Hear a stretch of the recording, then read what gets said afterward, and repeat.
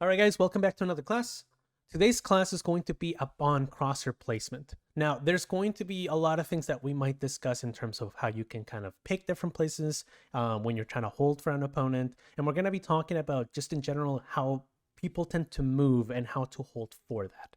We're going to be covering at the very beginning just some basics that you should know in case you're just getting started, and then just jump into the more advanced stuff afterwards. If just as a big reminder, we're almost at 1,000 subscribers. If you would like to, just give a subscribe. Again, it's completely free. We're almost there, and we would really appreciate it. If you really like the video, go ahead and give it a like. With that out of the way, let's get started.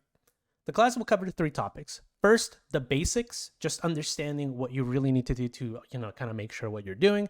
Number 2, we're going to be talking about map indicators. If you've heard that before, it's something that's been around for a while. I used to teach it back when the game first came out, and I'm pretty sure there's plenty of guides out there as well. So if you look up Valorant map indicators, you might get a bigger outlook on this, but right now I'm just going to give you the tools that you need to have in order to work with these indicators. Last but not least, we're going to cover the how to hold strategy that you can use, and understanding just how the game works a little bit more in depth with the speeds and the distance that you need to understand. Okay, with that out of the way, let's get started. The first thing you need to understand is headshots are king, right? In a game like Valorant, in a game like Rainbow Six Siege, in a game like CSGO, right? These games right here, both they all cover the idea that headshots are very important. One headshot basically just wins you the fight. And because of that, you need to be aware of this little thing right here. And the second thing that you need to understand with headshot levels is that there is a lot of variance, okay? This is a perfect clip that will demonstrate that. You can see that we start, there's a head level right here, and then we kind of move down. There's another area right there, right? This is a perfect clip just kind of showing that there's different levels across the map. And of course, in order for you to be able to adapt to these things, you need to have a good control of your mechanics. You need to be able to have a good control of, your flicking and whatnot. But at the end of the day, I'm still going to teach you how to place a lot of these crosshair placements across the different locations that we're going to be looking at. Okay. You still need to have a good baseline knowledge of flicking and have good reaction time. But in order for you to take a lot of these fights, sometimes you might give yourself enough breathing room in order to take these fights and make it happen. Anyways, with that out of the way, let's jump into what you need to know. First one is lifting up your crosshair. There's going to be a lot of instances where you're really not going to need to have your crosshair on the floor unless you're like in really high grounds. Like you're not going to really require your crosshair to be on the floor. And this is where the horizontal comes in. The horizontal is a line that we cover in a lot of different video games that have, headshot multipliers or headshot kills. In order for you to understand this, basically picture a line going across your monitor, not the screen, because wherever you move, technically that's a horizontal. And whatever point it lands, right, that's basically where you would want to move your crosshair across. So in this position right here, we're going to see that my crosshair is horizontal to this little line right here. You're going to notice that my crosshair doesn't really leave this horizontal.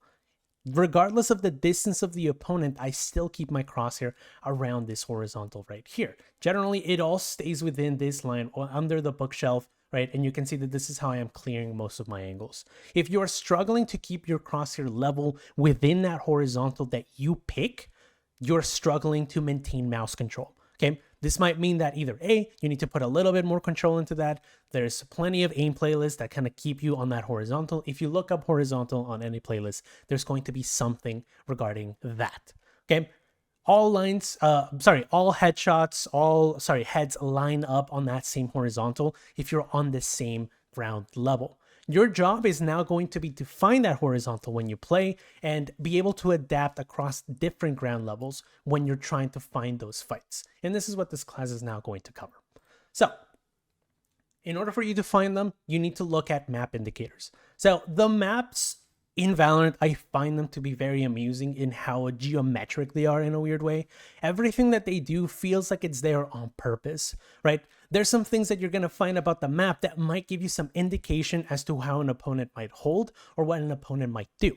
So for example, in this position, you can see that using these little guidelines that I found on the map, I am able to find where the head is. Okay. these are scattered across the map in various locations, and they could line up in various different lines. So for example, if I was up there, I might be able to use the top of this little generator and be able to find somebody that's maybe on the way, all the way to the back, potentially by jail, right? There's plenty of these things across the map, and it is your job to find them, right? Some of them might be hidden like into little graphics like these ones, okay? Some of them might be easier to tell. Like the biggest one that you might see in these guides is these green boxes, right? Anything that has like a box, more often than not, you can keep your crosshair within that like level right there, and it'll keep it around top of the head, you know, chest level, like neck level, right? This is where you kind of want your crosshair to be. You can use these as guidelines to figure out where you really want to know where your crosshair is, okay? But to improve, you need to pay attention. Some of these might not be one-to-one. So for example, if you line this up here, you're not really gonna be one-to-one. You might be a little above it, right? So if you pay attention, you'll be like, okay, the green box is a really good indicator. I'm gonna have it just slightly below that, okay? Another one might be, this line is really good for this opponent, and this bottom line might be good for the opponent right under him, right behind them back there. You need to be able to pay attention to these little things while you play. This is why I always recommend players to clip whenever they die. If you clip where you die, you might find something that might give you that edge later in the future. And this is something that I do all the time. I have my NVIDIA GeForce on, and I'm always clipping whenever I die. How did I die right there? Oh, I just whiffed. Wait, I could have instead put my crosshair here when I swung, and it would have been perfect, right? You can do this all of the time. If you don't really have a way to clip, if you don't have a way to kind of like always go back and check, then maybe what you can do is just go back to that position. Maybe if you're playing defense, I would go back in this position right here and be like, well, I lost the fight right here, but turns out this is what I could have used for my headshot placement. I do this a lot too, right? If you don't have a really big chance to kind of go and look at a clip, you can do this as well. And this will give you a huge advantage in the next time you take a fight here, okay? The cool thing about this knowledge is that it builds up. So if you start at 0 right now, you will have a lot in like maybe a week. You will have a lot of different headshot placements that you'll keep in the back of your head. And I'm going to show you a couple right here. So the first one right here obviously is pretty straightforward, right? If you have any green boxes, any of them, maybe by Haven, the like, right? You're going to be able to use this little line right here. But there's other places as well. And they can be a little bit more convoluted or a lot easier. For example, did you know that an icebox, if you're playing against anybody back here in yellow, if you find this little line right here, really easy to track, by the way, you can find this line, and that's where the headshots really are. Maybe they're a little bit more complex, right? Something like the one over here. Did you know that if you track this bottom line right here, or this brown line over here by Ascent on B side, you're able to find a headshot placement into anyone that's trying to swing you, okay? Both of these fights, by the way, I won. Again, simply enough, you can tell. I pretty much expected them there. Pretty easy fights to get. Others might seem a little bit harder to kind of grasp. For example, what happens if there's somebody back there? Well, you can see that there's some lines back there that might line up on the opponent. If you jiggle around that area, you might have an easier chance into getting this fight. Okay? Again, same thing. Look at this box right here. If they were a little closer, they would be really close to that line. Don't be afraid to experiment. Don't be afraid to check it out. Some of them, though, get way, way harder to kind of identify. For example, this one right here. And I'm going to show you a clip right after to kind of indicate, to show that, you know, I'm right and you can kind of trust me on this. But I want you to take a moment and look at this image right here. This might seem a little hard at first, but I want you to look at all your surroundings, okay? And tell me, can you see what the map indicator is? Just take a moment and kind of see. If you want to type it in chat and be like, oh, this is the one, you know, if you want to comment and be like, you know, I got it before you showed me, you can kind of figure that out yourself. But kind of take a moment, figure out, did you see it? The answer is, and again, it's going to seem really stupid, but the answer is this little brick right here. Now, I am playing on low settings, so this brick is always going to show up.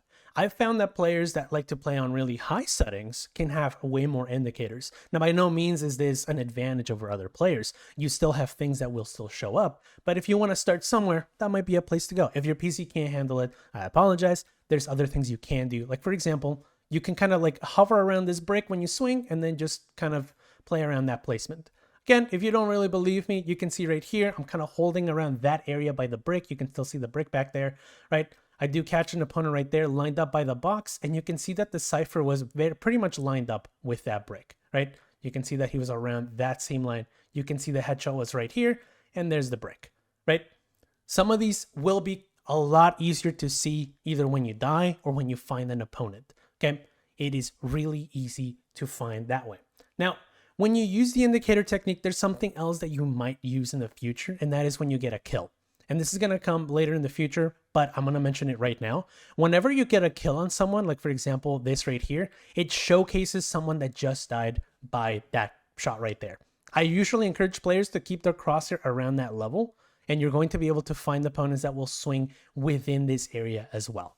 Okay, so just as a little hint for any fights that you might have in the future, you might be able to get multiple opponents at once. Okay, so use this little aftermath of a fight to maybe get more kills.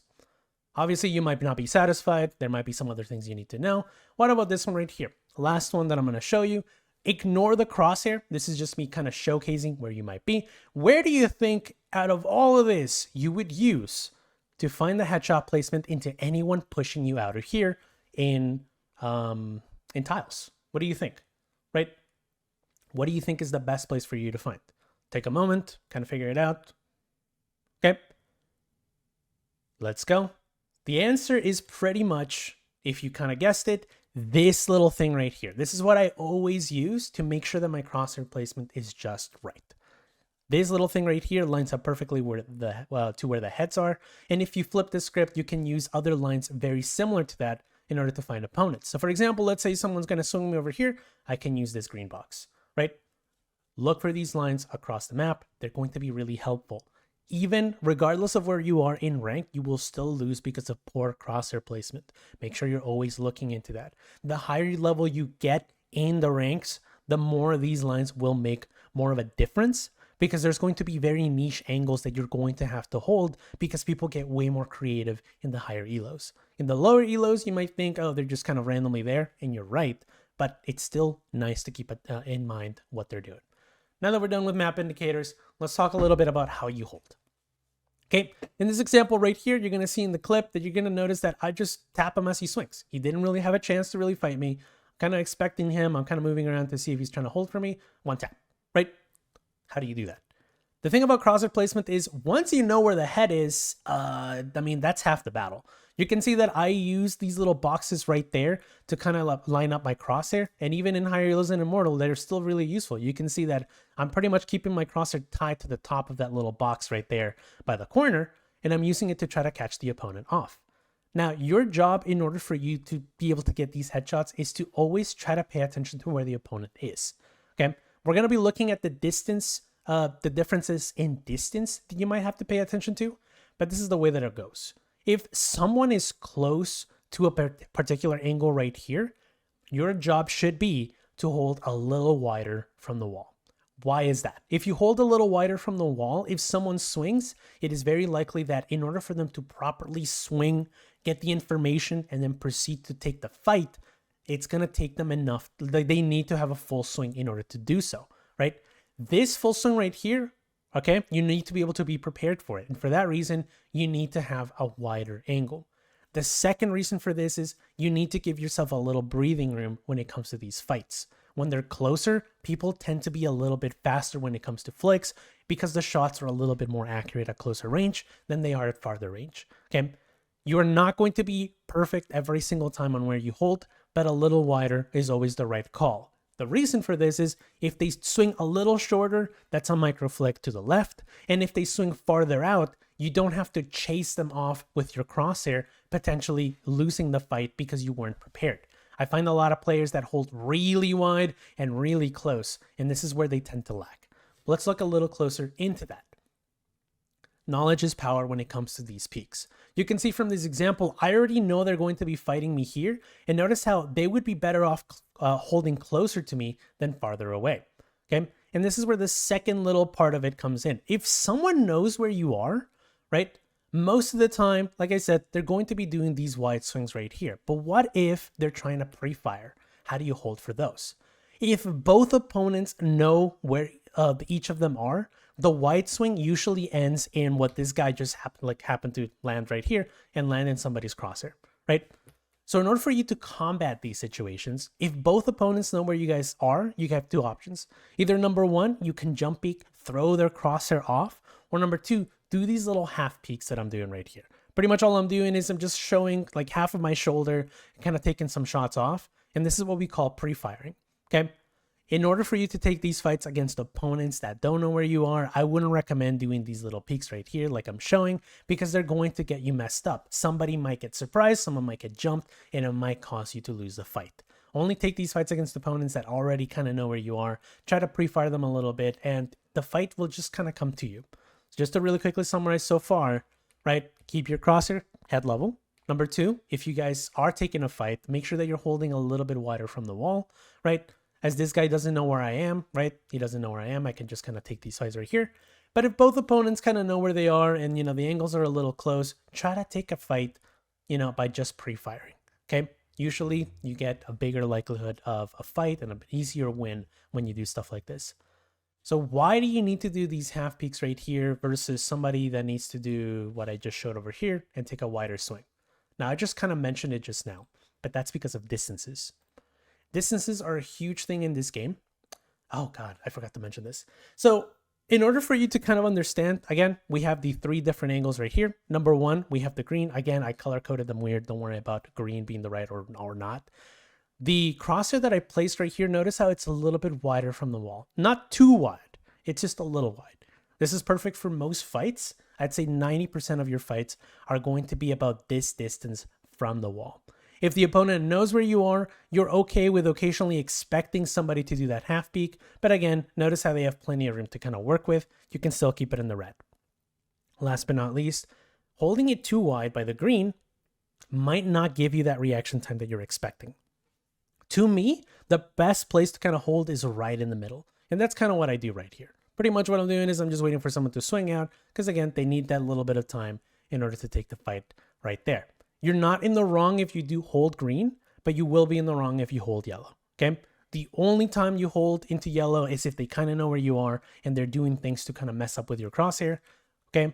But more often than not, 90% of the time, you're going to need this red one right here, and maybe 5 to 7% you might use the green, and the last percent you might use the yellow, okay?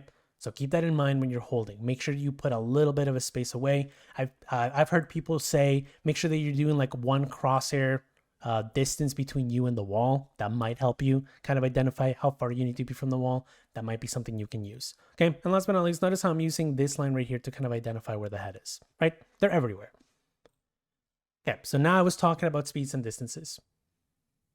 Notice the difference between these two clips. One is medium distance, right? Notice how slow they move across my screen. It takes them a lot longer to fully clear the screen, whereas at close distances, notice how quickly they just kind of come across my screen and they're gone, right? Had I stayed still, they would have pretty much just swung by me and I would have missed them, right?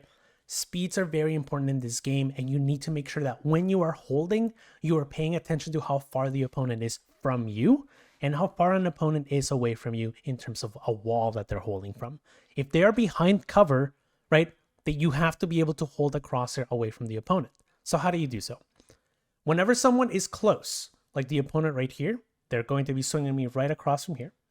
If an opponent is close, hold a little wider from the wall. They can't short swing you as they can't really cover the entire distance away from the wall, so they have to fully expose themselves. This is why you need to make sure that if someone is closer to a wall and they're closer to you, you have to hold wider. If an opponent is farther away, like this medium distance right here, you can follow what we talked about, just kind of hold it a little closer from the wall. You can do that little crosshair distance that we discussed. You can kind of put it a little bit farther away from the wall if you wish, but that's pretty much the guideline that you should use. But what about the mix-up? What happens if they're no longer closer to the wall like I was just talking about? What if they're like really far away from the wall? What if they're trying to keep a distance from that wall so they don't get seen? This is where that niche yellow comes into consideration. If they're really far from the wall, and again, this is where context comes in, notice how the distance between this box right here and this wall right there is not really far. I wouldn't consider the yellow. But if someone was holding from this back area over in mid, they might be far away enough that I might need to hold closer to the wall. Okay? This might seem a little confusing as first, so this is why, again, I recommend that you always come back and kind of check this out. But just to really quickly recap, if they are closer to the wall and they are closer to you, hold a little wider from the wall. If they are farther from you and they're farther from the wall, hold a little closer. Okay? I know it's kind of confusing, but that's the way that it needs to be. And over time, you'll start getting a lot more used to these things. Last but not least, distances matter because of perspective. We just talked about how the opponent, when they're closer, needs to do a wider swing in order for them to be able to clear that. Okay, what happens if you're really close to the wall, but you don't really have that expectation of an opponent swinging you? You can see that the perspective in this position right here gets me killed because I can't even see the opponent right here. But he's very freely killing me right now and actually does like 2 headshots worth of damage because I was not able to see him right there. Normally, more often than not, when you're holding, make sure that you're not touching the wall or you're not hugging really close to a wall, because this will cause you to instead lose the perspective bonus that you had whenever you were holding an angle. I find that a lot of players have really good crosshair placements, but instead they lose because they're really close to the wall. So be very mindful on stuff like this. This is really destructive for players that, feel like they're holding really well, but they're losing fights, and they think that their crosshair placement is not good. Okay. You can't expect every angle when it comes to how far they're going to swing, but you can expect how close you can be to a wall that might put you at a disadvantage. Okay. So with that out of the way, I'm going to show you an example over here, right, of me being mindful of that distance. Normally, more often than not, you can kind of keep that perspective in mind. You can see how far this person can be from the wall. And what I want to do is be farther from the wall. Okay. So I'm going to show you a little bit of a demo that you can use in your games in case you get caught off guard. This is from a game of a really important round, so I really needed to get this breach. We ended up winning both the round and the game later. But you can see what happens, and I'm going to show you the methodology that you can use in case you find yourself in these positions a lot. You're going to see we start right here. I kind of start noticing, wait, I am really close to the wall. I need to start moving. Notice how I start doing small jiggles back, right? I start first initially kind of seeing if I can catch him, and I start slowly moving back. I don't just press S on my keyboard. I just don't let myself go back. And the reason for that is I find that players just kind of move in one direction and then get caught off guard because of a timing. In this position, notice how I slowly move. Notice how I'm slowly kind of taking more position back and back. And notice how I'm able to kind of catch this guy right here. Obviously, I don't get the kill.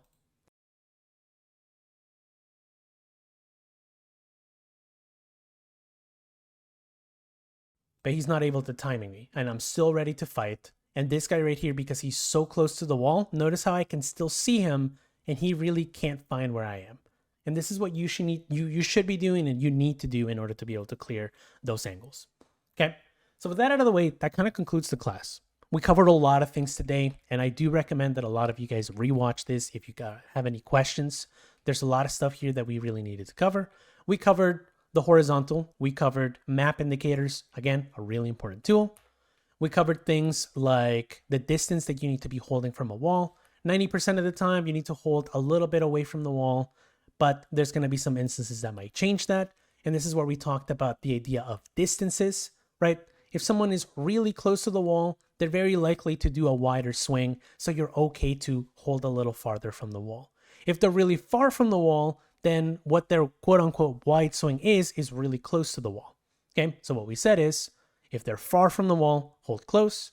If they're close to the wall, hold far. And this is what you can do as a methodology. And of course, as things change, you might get better. And we talked about the idea of knowledge, right? The more knowledge you have on the opponent, the more pre-fires you can do, the way that you can vary the swings might change, right? You can do this and you can keep that as part of your advantage. There's a lot of things we covered. If I need to revisit this guide again in the future, if you found it too confusing, let me know. But again, we're going to open up the question period now. If you have any more questions and you're dying to know, this is the right time to ask. Thank you guys for watching, and let's go.